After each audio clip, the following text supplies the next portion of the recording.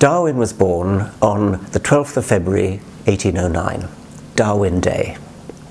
In honour of Darwin Day, we issued an appeal for questions on evolution that I might answer, and I'm going to now answer them. I've always believed homosexuality was nature's population control so that we don't overpopulate thoughts.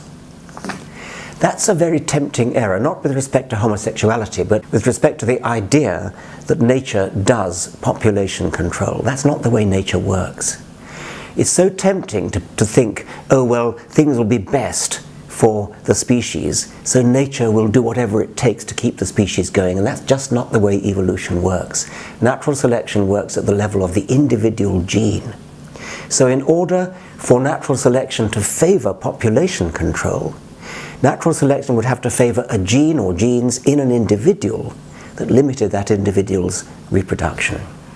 Homosexuality would do that, but of course it wouldn't actually be naturally selected, because the individual that doesn't have the children doesn't pass on the genes for not having children. In order for natural selection to favour population control, it would have to be the case that an individual that has too many children ends up rearing fewer.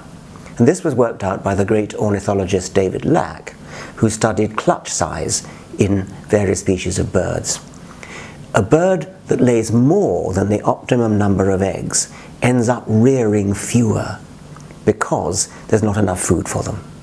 A bird that begins by laying too few eggs also ends up rearing fewer for more obvious reasons. There's an optimum number of eggs which a bird species will lay.